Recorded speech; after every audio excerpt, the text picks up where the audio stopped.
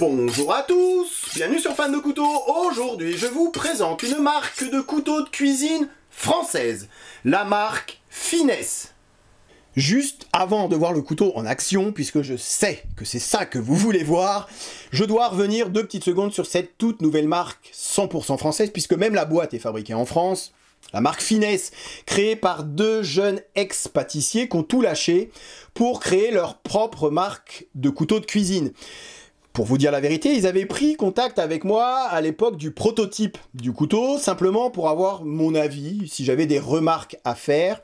Et c'est ça que j'ai trouvé bien, c'est qu'ils ne sont pas arrivés en disant, voilà, nous on sait faire, on est les meilleurs, on sort le meilleur couteau du monde, est-ce que tu veux le tester? Ils m'ont demandé ce que j'en pensais, alors après ils ont pris ou pas en considération mes remarques, ça les regarde, mais au moins ils ont été à l'écoute de ce que j'ai pu raconter. Pareil, ils n'ont pas fait appel qu'à moi, ils ont envoyé le couteau à des chefs étoilés pour avoir un petit peu leur retour d'expérience. Moi, je suis très loin d'être un chef étoilé, mais justement pour connaître un petit peu les améliorations éventuelles qu'il pourrait y avoir dans les futures gammes, dans les futurs couteaux, qu'est-ce qui serait... Voilà, vraiment, ils sont à l'écoute des clients, à l'écoute des chefs, pour être continuellement dans cette amélioration. Ici, il s'agit de leur tout premier couteau. Pour l'instant, il n'y a qu'un couteau, donc c'est le chef de la gamme Origine. Dans le futur, il y aura d'autres couteaux dans cette gamme Origine, pourquoi pas un petit couteau d'office, je dis ça, je dis rien, et il y aura également d'autres gammes de produits que cette gamme Origine.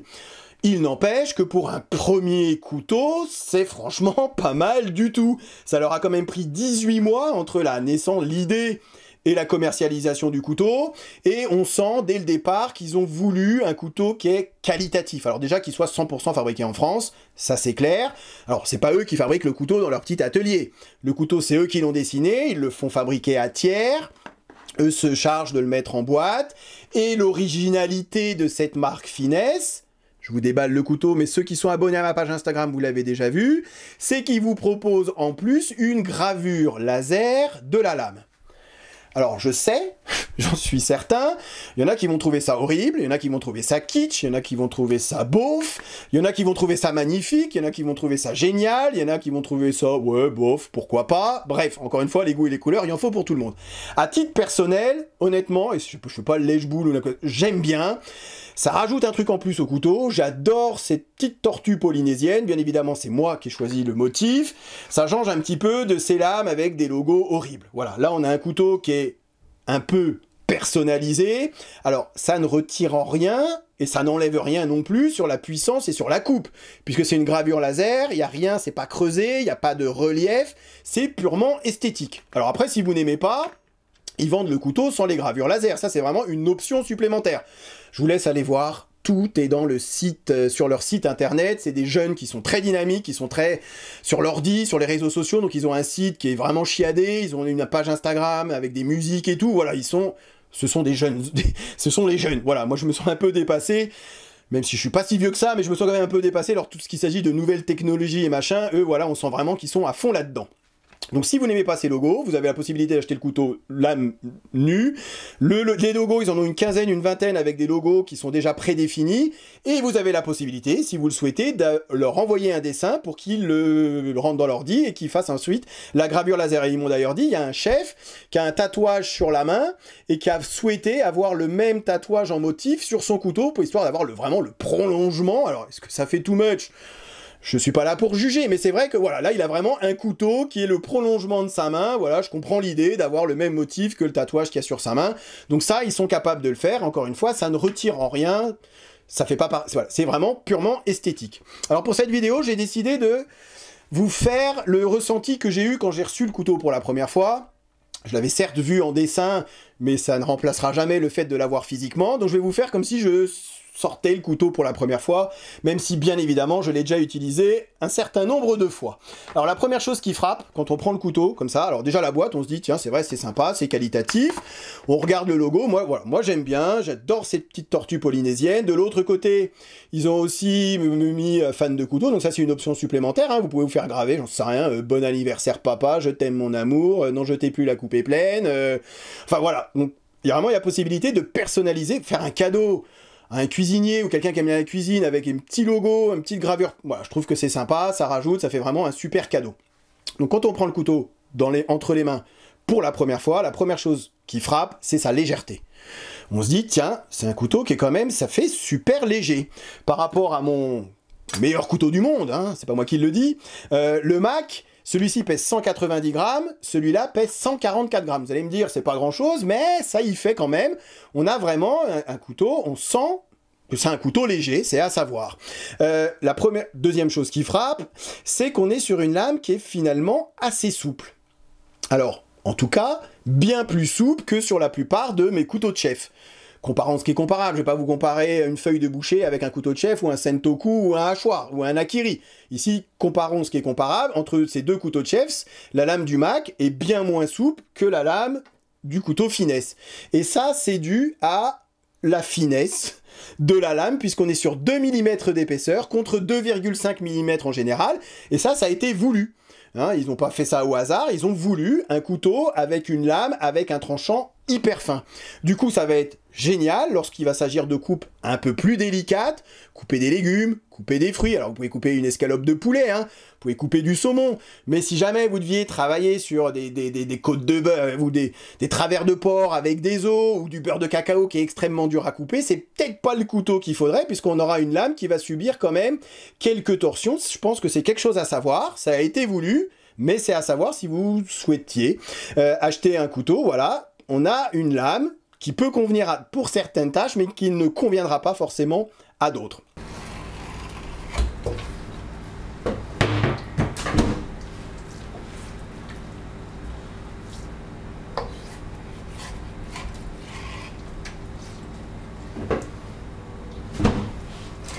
Et donc, effectivement, une lame souple, comme ici, ça peut avoir des avantages et des inconvénients. Encore une fois, ça dépend ce qu'on travaille.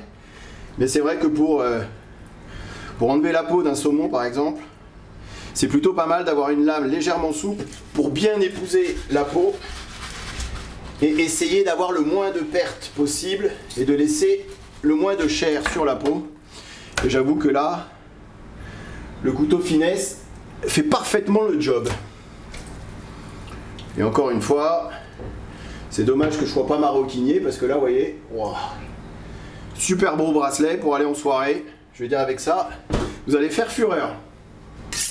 Pensez-y, hein, le petit coup de fusil toutes les 5-10 minutes de boulot, histoire vraiment de redresser le fil du couteau. Hein. C'est pas de l'affûtage, c'est juste pour redresser le fil et retrouver un tranchant. Et là, alors ça c'est les parures. Ça, je vais m'en servir pour faire une petite rillette de saumon au Saint-Moré et à l'aneth. Vous mélangez ça, hein, vous le faites cuire un quart d'heure, un peu de laisser refroidir. Vous l'émiettez, du Saint-Moré, du jus de citron, de l'aneth, sel, poivre. Vous mettez ça sur un petit toast grillé à l'apéro, c'est c'est une tuerie. Comme je dis souvent en cuisine, c'est une tuerie. Voilà, là je me coupe des belles portions de saumon pour le menu de ce midi. Voilà, ça c'est beau.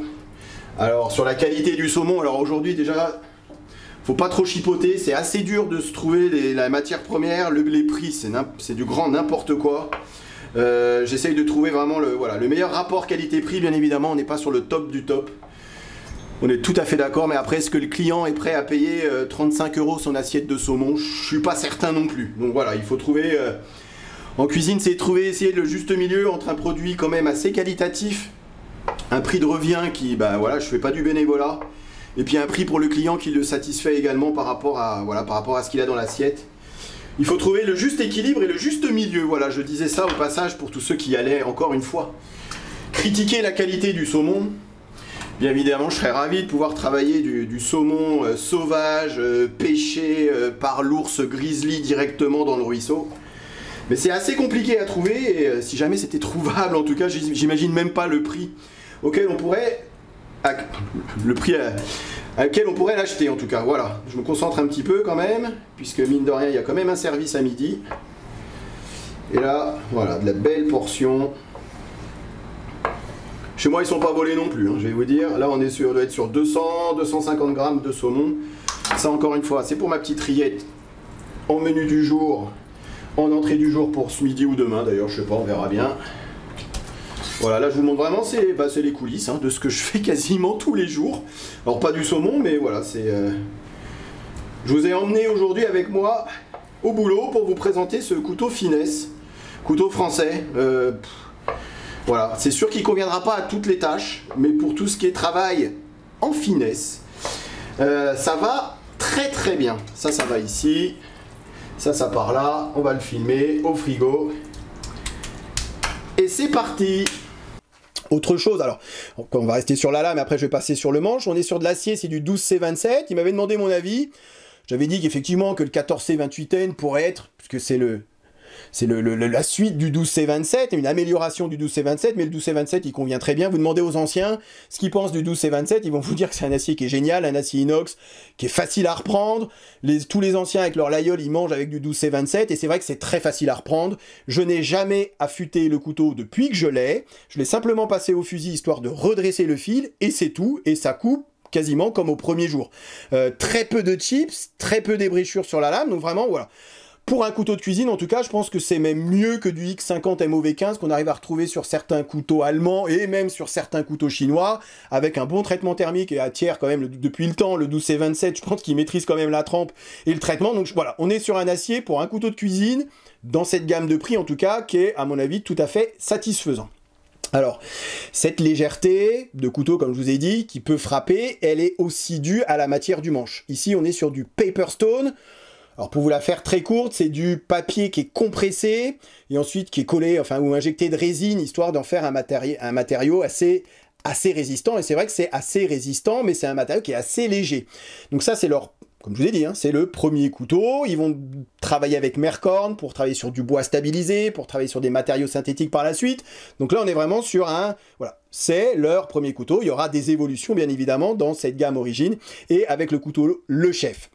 Alors, il y a une chose à savoir, donc vous voyez le manche qui a été travaillé, vous avez un petit galbe à ce niveau-là, et ici les plaquettes ont légèrement été affinées, histoire qu'on ait une prise en main. Vous voyez, souvent quand on tient son couteau de cuisine, on pince ici avec le pouce, et on a ce type de coupe. Donc lorsque on tient son couteau avec la main sur le manche, vous allez me dire, un couteau, on tient toujours le couteau avec sa main sur le manche. On va pas tenir son couteau avec la main sur la lame. Non, mais quand on tient son couteau d'une façon classique, comme ici, on a une très bonne prise en main et on comprend ces plaquettes un petit peu affinées, on comprend ici le petit galbe, on a l'index, voilà, tout est bien calé. Par contre, et je leur ai dit, et ça ils savent très bien, lorsque, on va dire, les chefs ou certains, moi je travaille plutôt avec la main bien en avant sur la lame, comme ceci, le plus possible, j'ai envie de dire, et quand je tiens mon couteau de cette façon-là, et c'est comme ça que je tiens mon couteau de cuisine, quand vous regardez quand je fais des tests de coupe hier, aujourd'hui, avant-hier et tout, je tiens toujours mon couteau de cuisine de cette façon-là.